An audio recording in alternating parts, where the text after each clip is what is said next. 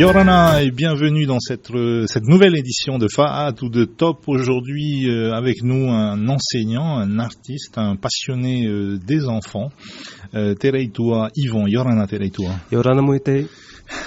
Alors, première question, toujours la même, quel que soit l'invité, quel est le lien qui t'unit à notre commune de Fa'a? Est-ce que tu es né ici? Est-ce que tu as vécu ici? Est-ce que tu es allé à l'école ici? C'est quoi ton parcours par rapport à Fa'a? D'accord.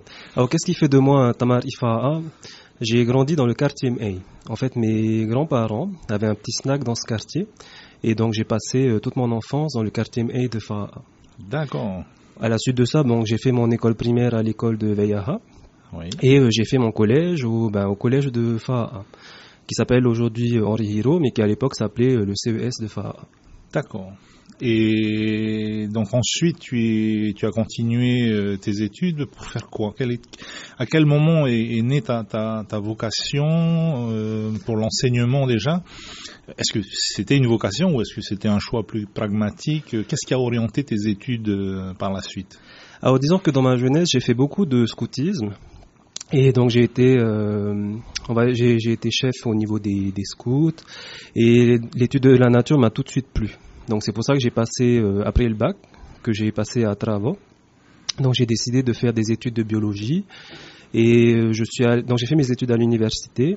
Ici donc à l'UPF. Ici ouais. Donc à l'UPF de Punaoya et à la suite j'ai fait mes études à Montpellier où j'ai passé mon concours, j'ai eu mon CAPES à Montpellier. Et je suis revenu pour travailler ici. Et j'ai la chance aussi de travailler dans le collège où j'étais élève, donc le collège Henri Hiro.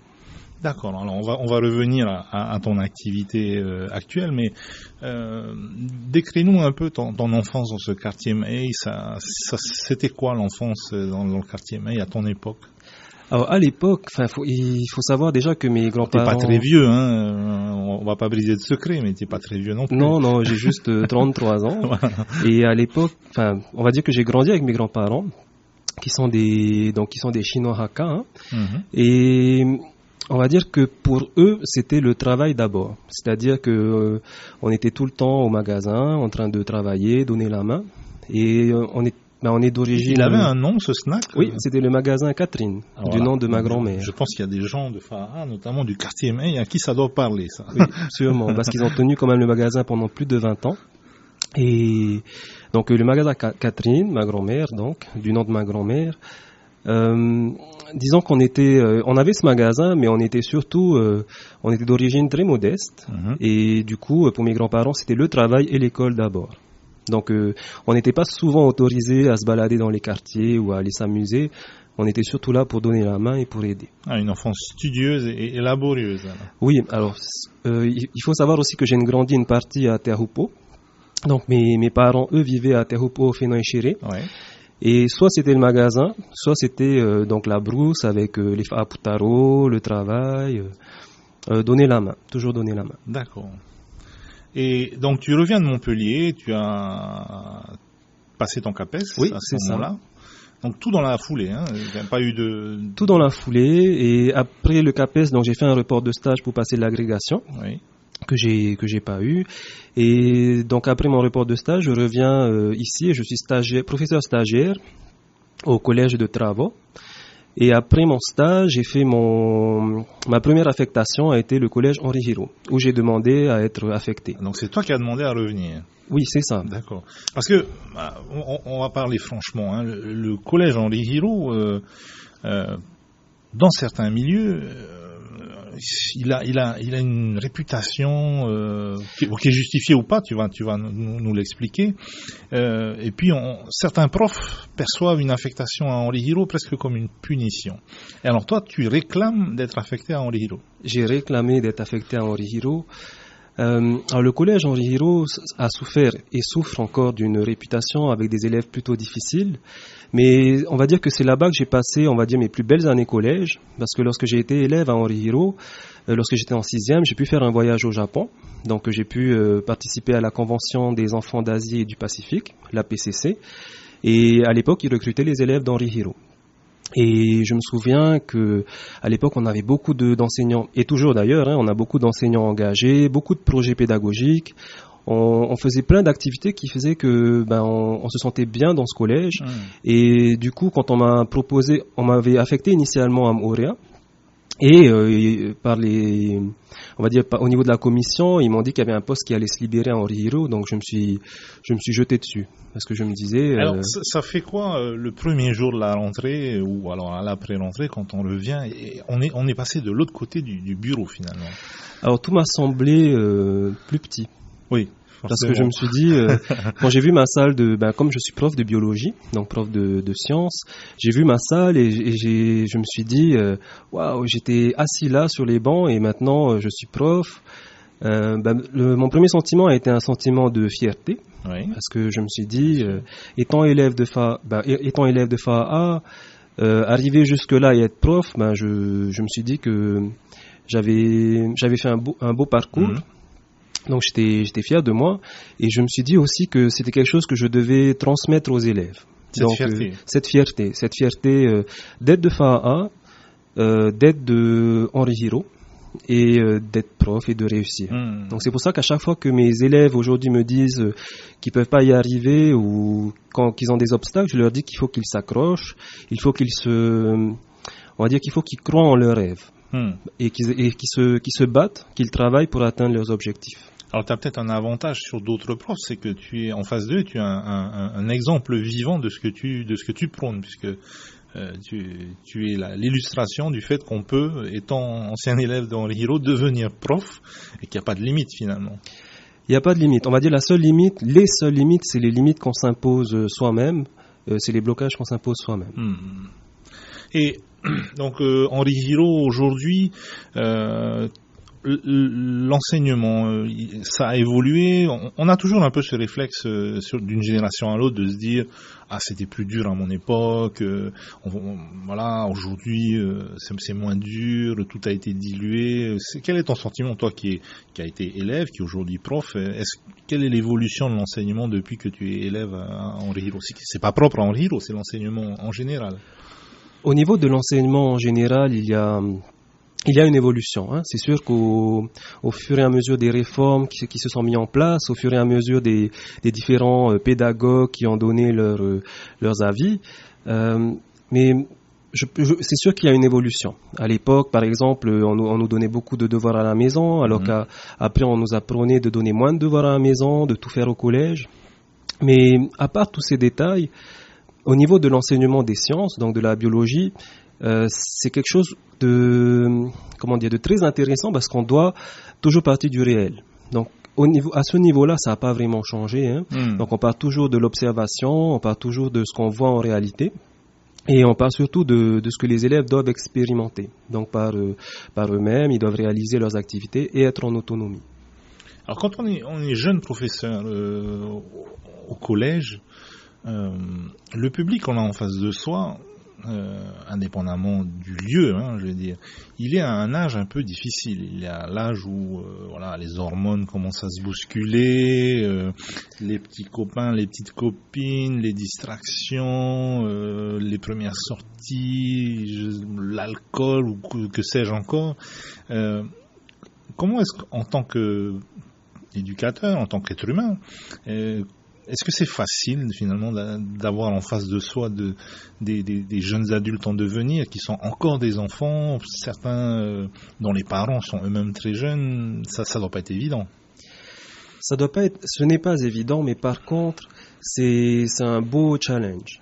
C'est un beau challenge parce que mes élèves que j'aime, je me dis, j'essaie d'être le plus franc avec eux possible et le plus honnête possible. J'explique, c'est que j'ai souvent dit à mes élèves que moi-même j'ai été à leur place, que c'est possible de réussir, mais aussi lorsque je leur dis quelque chose, j'essaie d'être cohérent entre ce que je dis et ce que je fais. Par exemple, si j'annonce que s'ils traversent la ligne, ils vont avoir une sanction, je suis obligé de leur poser la sanction. Si je leur dis que je vais leur prévoir une sortie à la presqu'île, on va aller camper à la presqu'île, je vais faire mon maximum pour les amener camper à la presqu'île. D'ailleurs, ça fait déjà 5 ans que j'amène une classe de 5e campée à la presqu'île. Donc ça me permet, on va dire, de joindre mes deux univers, mes deux origines. Ils sont sur site et vous faites de la bio en même temps que... C'est ça. On fait du camping, on est sur site. En fait, c'était un projet de classe qui s'appelle la classe environnement. Donc une classe de 5e qui part pour 3 jours à la presqu'île. Et on fait de l'observation. Mais au-delà de ça, on travaille aussi au niveau de la socialisation. Donc les élèves apprennent à vivre ensemble. Bien sûr. Ils apprennent à cohabiter, à échanger, à communiquer. Et donc ce projet-là, on va dire ça, il n'a pas été facile à mettre en place. On va dire j'ai dû pas mal me battre pour qu'il puisse aboutir. Et je suis content qu'il ait pu tenir 5 ans. D'accord. Et au bénéfice de tous les élèves de la commune de Faha, que je salue d'ailleurs s'ils m'écoutent. Et ce type de projet, donc j'imagine qu'administrativement, ça doit être un peu fastidieux à mettre en place. Il faut des autorisations, oui, tout à fait. Une description du projet qui soit conforme aux objectifs pédagogiques, etc., etc. Mais ma question, c'est est-ce que les parents comprennent l'intérêt de ce genre de projet ou est-ce qu'ils se disent c'est une distraction inutile ou est-ce qu'ils considèrent ça peut-être comme un camp de vacances déguisé? Enfin, quel est le sentiment des parents quand tu fais ce genre de sortie avec leurs enfants? Je pense que la première impression des parents, et c'est la plus légitime, c'est de l'inquiétude. Parce que c'est pas évident en tant que parent de confier leur enfant, surtout s'il y a des nuitées, parce qu'on part quand même pour 3 jours. C'est pas évident pour eux de confier leur enfant et de se dire que tout va bien se passer. Mais on va dire pour les rassurer, je fais des réunions au préalable où je leur montre les années précédentes, les élèves qui y sont allés, les activités qu'ils ont fait sur place. D'ailleurs, si les auditeurs sont intéressés, ils peuvent passer voir la chaîne YouTube du Collège Henri Hiro, où il y a toutes les productions des élèves, il y a les clips qui ont été montés par les élèves. Et cette année, lors de ces sorties. Ah, c'est sympa, donc ça. on était dotés de tablettes, de iPad, et les élèves ont pu faire leur montage. Donc on peut voir un peu notre parcours, on peut voir toutes les activités qu'on a fait sur place.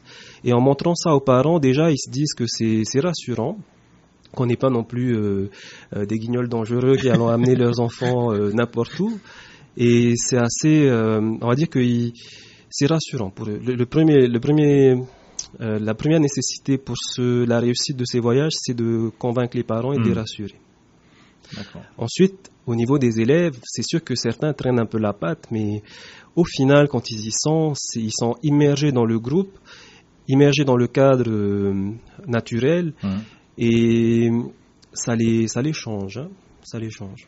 C'est sûr, certains n'ont pas dû sortir beaucoup de leur milieu familial, de leur quartier même.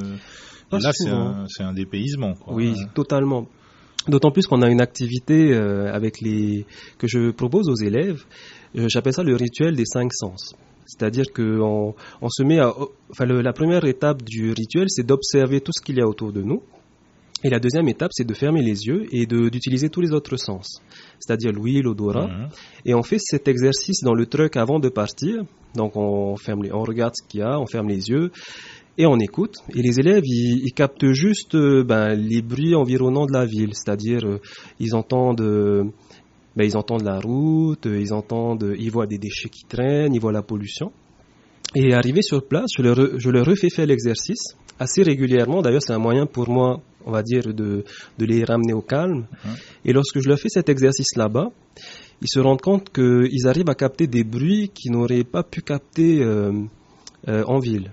Par exemple, à Tehupo, ils arrivent à entendre la passe. Ils arrivent à entendre le bruit de la cascade, le bruit de l'eau. Et pour moi, c'est un apprentissage aussi, on va dire, au niveau des sens, de leur dire que si eux-mêmes, ils ne sont pas suffisamment calmes et réceptifs pour entendre ce qu'il y a à entendre, ils ne pourront pas apprendre. Donc, c'est aussi une façon un apprentissage qu'ils peuvent avoir et qu'ils peuvent réinvestir en classe, c'est-à-dire savoir être calme et silencieux. Alors, on va revenir un peu à l'enseignement, on va revenir en classe. Aujourd'hui, tu as le CAPES. Est-ce que tu as l'intention d'aller plus loin, de tenter l'agrégation? Alors, je tentais l'agrégation. J'ai essayé de retenter plusieurs fois ce concours, mais cette année, c'est pas facile. C'est pas évident. C'est pas évident du tout. Mais cette année, on va dire que j'ai tenté un autre concours. C'est le concours de chef d'établissement. Donc pour la première fois, j'ai essayé de voir si quelle était l'épreuve, comment ça s'organisait, et pourquoi pas dans quelques années devenir chef d'établissement.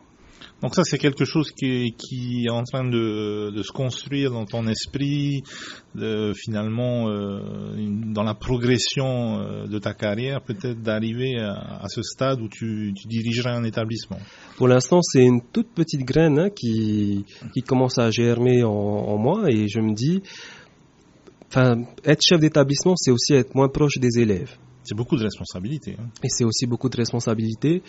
Et quelque part, j'aime tellement mes élèves que je ne sais pas si je serais prêt à passer de l'autre côté de la barrière, parce que être chef d'établissement, c'est être aussi à la croisée des... On va dire, il y a d'autres contraintes dont nous, les enseignants, nous n'avons pas conscience. Ouais. Des contraintes matérielles, des contraintes de loi, ou un cadre qui nous dépasse. Et cette année, en tant que coordonnateur REP+, j'ai pu voir un peu ces responsabilités-là, et je me dis que c'est pas évident non plus. C'est pas évident non plus à faire. Alors, tu as prononcé un mot que j'ai pas forcément compris, que nos auditeurs n'ont pas forcément compris non plus. Coordinateur REP+. Explique-nous ce que c'est que ça. Comme tous les parents du collège Henri Hiro doivent savoir, il y a de certaines écoles de FAA. Sur FAA, il y a un réseau d'éducation prioritaire. Donc, c'est ce qu'on appelle la REP. Et donc, moi, j'ai accepté le poste de coordonnateur de certains projets dans le cadre de la REP pour le collège. D'accord. Parce qu'il y a une coordonnatrice pour le primaire et il y a un coordonnateur pour le collège. Et cette année, c'est moi qui ai assuré cette fonction. Dans cette fonction, j'ai eu la chance de travailler avec plusieurs partenaires dans la mairie de FAA. Et notamment dans la mise en place des écoles ouvertes. Donc j'ai pu piloter 3 écoles ouvertes. Donc pendant les vacances, le collège a ouvert ses portes et on a pu accueillir les enfants de la commune. Donc ils viennent faire du soutien scolaire, qui viennent faire des révisions, c'est quoi exactement? Alors, pour la dernière session, donc la plus récente qu'on ait eue en avril, c'était surtout des révisions pour les élèves de 3e, pour qu'ils puissent préparer leur DNB, mais aussi pour qu'ils puissent s'entraîner aux épreuves d'histoire des arts. C'est une épreuve à l'oral, donc ça avait un dossier à constituer. Mais sinon, pour les 2 sessions d'avant, c'était plutôt orienté sur l'éducation au développement durable. Donc, il y avait des activités ludiques. Les services civiques donc, du pôle éducation, santé de la commune, ils ont animé des ateliers. On a accueilli aussi des associations. Et voilà. Donc, c'était un moyen de donner des vacances éducatives, mais aussi ludiques et intéressantes aux élèves. Alors, je mets juste 30 secondes ma casquette de Monotavana sur la tête. Qu'est-ce que la commune de FAA pourrait faire de plus ou différemment de ce qu'on fait aujourd'hui pour que les choses s'améliorent, fonctionnent mieux, ou en quoi est-ce qu'on pourrait vous aider? Alors la commune nous aide déjà beaucoup. Oui, mais ça c'est un partenariat. On salue Tavana Victoire d'ailleurs, au passage. C'est un partenariat qui se construit, enfin qui est construit, qui se passe bien. Maintenant, que faire de plus? Je pense que il faudrait peut-être se fédérer sur des projets, on va dire plus innovants. Oui. Travailler sur et puis communiquer plus sur les actions positives de l'établissement. Par exemple, l'événement récent qui s'est passé au niveau du collège, où on a entendu qu'un élève a frappé un professeur. Oui. Je pense que ça, c'est quelque chose qui a été repris par les médias beaucoup et qui a été amplifié. Maintenant, est-ce qu'on parle de tout ce qui se fait de bien au niveau de l'établissement? C'est toujours pareil, les trains qui arrivent à l'heure et les fleurs qui poussent, ça fait pas vendre du papier. C'est sûr. Et par exemple, les enfants du collège Henri Hiro qui viennent annoncer leur concours, leur énigme ici à Radio Tefana. Oui, ça fait. Les classes à projet, les élèves qui passent le brevet d'aéronautique. Tout ça, c'est des choses que tout le monde ne connaît pas et je pense qu'il faudrait communiquer un peu plus sur ça ou peut-être trouver un moyen de communiquer différemment. D'accord. Alors, on va sortir un peu de la cour du collège puisque outre les sciences et la biologie, tu as de multiples passions et en particulier, bon, nos auditeurs ne le voient pas, mais nos spectateurs, nos internautes le verront sur le clip. Tu as amené dans le studio des dessins. Alors je sais pas techniquement comment ça se qualifie, c'est des dessins, des peintures, des dessins. Alors comme je l'ai dit précédemment, ma famille est d'origine modeste et du coup on va dire que j'ai toujours eu un attrait pour le dessin. J'ai toujours aimé dessiner, mais j'ai jamais pu participer aux cours du conservatoire, j'ai jamais pu prendre des cours d'art plastique. Et c'est uniquement il y a 2 ans, donc encouragé par ma femme, Alexandra, elle m'a inscrit au conservatoire. Un peu contre ma volonté. Sans te demander ton avis. Et elle m'a dit, vas-y, je pense que tu peux progresser. Et c'est vrai que depuis 2 ans, j'ai pu faire des cours de dessin, participer à des séances de nu, faire de la sculpture, de la peinture et au niveau de l'épanouissement, on va dire que c'est une autre facette de ce que je sais faire qui est développée. J'imagine qu'en tant que prof de bio, enfin moi à mon époque on appelait ça la bio, on appelle ça sciences de la vie et de la terre. Bon, tu avais déjà un bon coup de crayon parce qu'on fait beaucoup de schémas, on dessine les cellules, les mitochondries, et tout ce bazar là. Donc beaucoup d'observations. Beaucoup d'observations, de reproduction du réel. Et là, donc depuis 2 ans que tu suis tes cours au conservatoire, est-ce que tu es toujours dans cette recherche de reproduction du réel ou est-ce que tu commences à t'en écarter, à faire de l'abstrait ou... Alors quand j'ai commencé les cours au conservatoire, de par ma formation en biologie, je me suis dit que j'avais envie de représenter quelque chose de réel, quelque chose d'authentique, quelque chose qui soit ressemblant. Donc par exemple, ici sur un de mes dessins, j'ai dessiné une main et j'ai essayé de la rendre la plus réaliste possible. Alors je vais essayer de la trouver pour qu'on puisse au moins la montrer ici. Donc ici, on la voit. Voilà, donc j'ai essayé de dessiner une main et la rendre la plus réaliste possible. Et ça, c'est lorsque j'ai commencé en 2014. Et depuis, on va dire que je me suis rendu compte que l'art, c'est pas juste de reproduire comme une photographie. C'est aussi de pouvoir exprimer quelque chose. Et au fur et à mesure des différentes techniques que j'ai abordées, donc là, j'ai pu proposer quelque chose de totalement différent. Par exemple, celle-là, où c'est plus une représentation. Oui, là, on voit que les volumes, les proportions sont pas forcément respectées ou forcément réalistes. Elles sont exagérées, amplifiées. Bon, les couleurs, évidemment, là, on est en plein délire coloré, mais c'est une expression artistique, quoi. C'est ça. Donc, du coup, l'idée, c'est de pouvoir, on va dire, dépasser et de pouvoir exprimer quelque chose de différent, comme celle-là. Donc c'est d'essayer de changer de technique. Mais après, j'avoue que je suis encore en phase d'apprentissage, je suis encore en phase de découverte. Enfin, je pense que je m'arrêterai jamais parce que c'est toujours de l'exploration.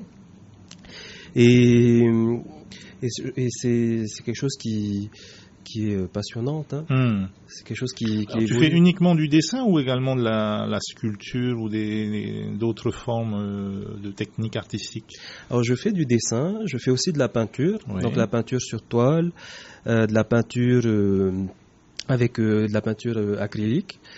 Je fais aussi de la sculpture. Donc on a des cycles de sculpture. Actuellement on a sculpté sur Cyporex, donc sur béton cellulaire. Et je fais aussi un petit peu de sketching. Donc qu'est-ce que c'est le sketching? C'est lorsqu'on se pose à un endroit, qu'on prend un carnet de croquis et qu'on dessine ce qu'on voit en mettant des couleurs rapidement. On essaie de capturer des instants de vie. D'accord. Et qui sont pas forcément d'ailleurs réalistes, enfin en termes de. Non, pas spécialement. On va dire que c'est vraiment. C'est une ambiance. On capture l'ambiance. C'est ça. On capture l'ambiance, on capture les éléments, et puis c'est un entraînement pour dessiner rapidement. Donc peut-être que certains de nos auditeurs nous ont déjà vus le samedi matin au marché. Donc le samedi matin, des fois, on se retrouve au marché de Papeete, et puis on essaie de dessiner rapidement les gens qui passent. Et puis c'est un exercice qui est aussi intéressant. Ouais. Est-ce que tes élèves savent que tu as cette passion pour les arts plastiques? Est-ce que tu as eu l'occasion de leur montrer un peu ce que tu fais, tes dessins? Pas vraiment, pas Ou du c'est tout. ça reste un peu ton jardin secret pour l'instant? Alors, les élèves savent que je dessine plutôt bien, mais par contre, ils sont pas du tout au courant de cette partie artistique. Bon, aujourd'hui, ils le sont. Hein.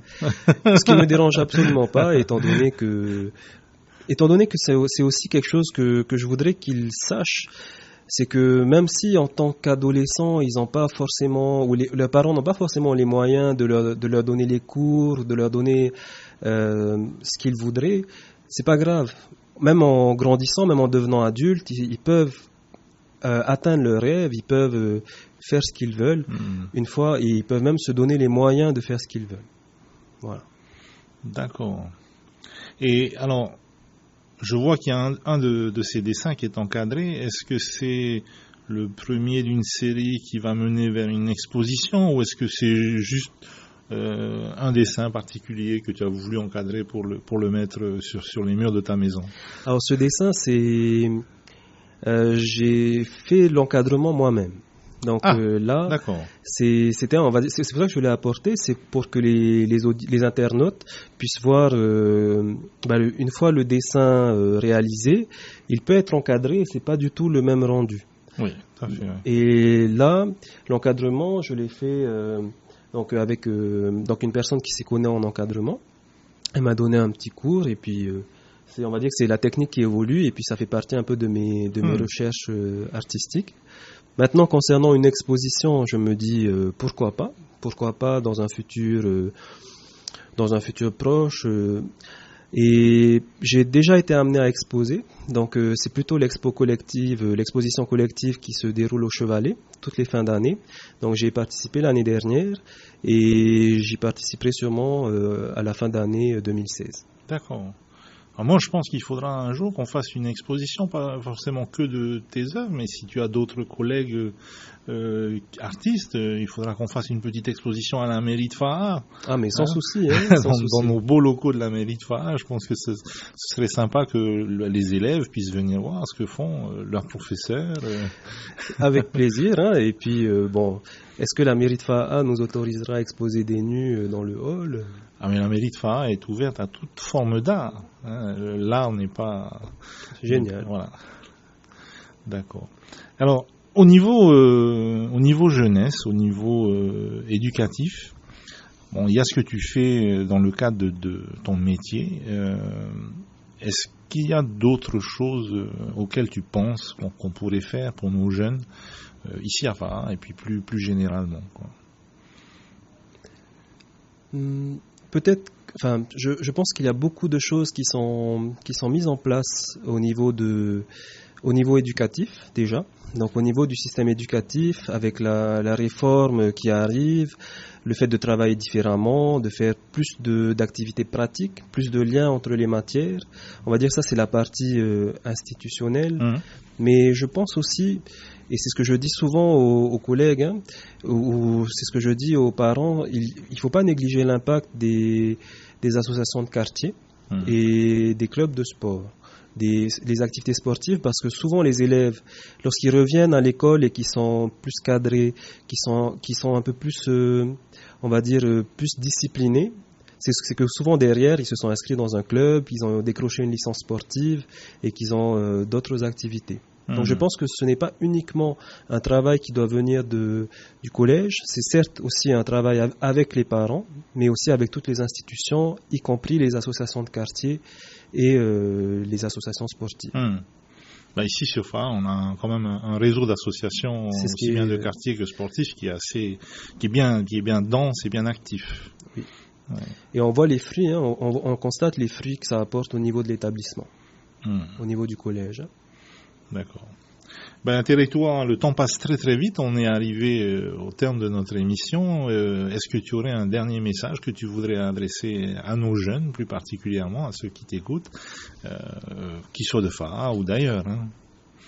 Alors pour les jeunes, ce que je leur dirais, c'est peu importe d'où vous venez, peu importe, on va dire que les cartes que la vie vous a données au départ, il est possible pour vous de réussir et d'atteindre vos objectifs. Donc, croyez en vos rêves, croyez en ce que vous faites et soyez juste passionné par ce que vous faites et vous verrez que la réussite viendra avec. Voilà, c'est sur ces paroles remplies de sagesse, je pense, et remplies d'enthousiasme que nous allons vous laisser et vous donner rendez-vous pour une prochaine édition de Fa à tout de top. Je remercie encore Tereitoa Marulu.